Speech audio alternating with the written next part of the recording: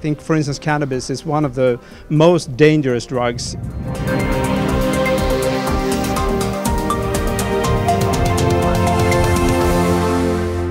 The international laws on cannabis are mainly described within the United Nations conventions. Although the world is changing, it seems that the United Nations Commission on Drugs and Crime is way behind.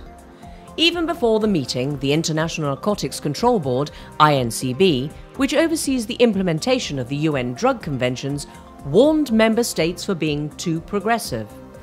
And in its annual report and press releases, the board has reiterated its position that legalization of cannabis for non-medical and non-scientific purposes contravenes the International Drug Control Treaty. The policies towards medicinal use of cannabis are going to be more lenient if evidence-based and in cooperation with the pharmaceutical industry. That medical cannabis or cannabis for medical purposes is within the mandate of the conventions. I think we can continue to grow the crops that we need under control for use in the pharmaceutical industries. But we have to make sure that anything that is being done in an illicit manner outside the control is seriously controlled. I think there are many opportunities within the convention to be able to find wonderful solutions to protect the health and welfare of mankind. The INCB has no enforcement authority, but it can hold back necessary changes. I find it very difficult to understand that so many millions of dollars and pounds and yen and so many great minds have applied themselves to finding a solution for the world drug problem. And everyone comes up with one solution: legalize cannabis. Everyone has their own pet subject. That is true, we must respect that. But I think out of this immense problem that we have, that there will be some great innovation. The annual meeting held in Vienna was also a meeting ground of hardliners who want to continue the war on drugs. So I think keeping drugs illegal is very important. Anything that can basically harm a human being, that can actually affect his psychology, his decision-making capability, and can take him into the domain of addiction, needs to be controlled. There are various damages, and I think, for instance, cannabis is one of the most dangerous drugs if you look at it from its capacity to create psychological damages. This year's meeting was set up to be a warming up for the UN General Assembly Special Session on Drugs, UNGASS, in New York City next April 2016.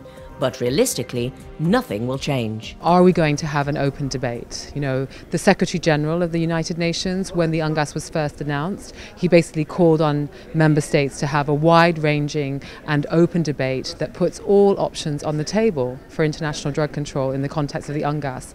And what we're seeing in the negotiations of, you know, how that UNGASS moment will look is some member states who are saying, yes, let's have an open debate, let's think about the future, let's think about all the options that are out there, and then those member states who are saying no new thinking, no new ideas. If we don't have nations filing proposed amendments to these treaties in advance of 2016 at UNGASS, we will do in New York what we do here in Vienna year after year: talk, blow hot air, and make no change that's going to change the life of 360 million people worldwide that are criminalized because of drug prohibition.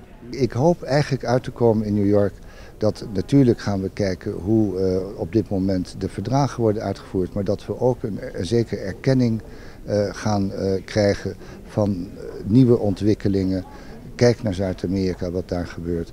Dat vergt gewoon een andere aanpak. Yeah, I think that the countries are dividing even more, and we're seeing across the spectrum more people who are taking a hardline position, and then other countries who are understanding that they need to try alternative policies. Other UN agencies and former UN Secretary General Kofi Annan are more in tune with reality. That the world is changing.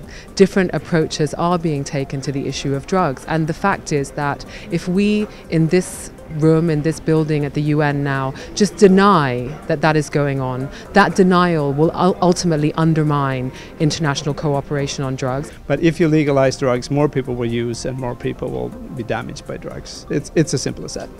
But then I go to another report. Many reports show policy doesn't change anything. Well, I don't believe that, no. Als we vandaag een nieuw verdrag zouden moeten schrijven, dan wordt dat nog een lange weg waarvan de uitkomst heel onzeker zal zijn. Prohibition has been infinitely more harmful than drug use itself. Because the people worldwide know that the drug war is a failure. It's counterproductive. It causes the things it was designed to prevent.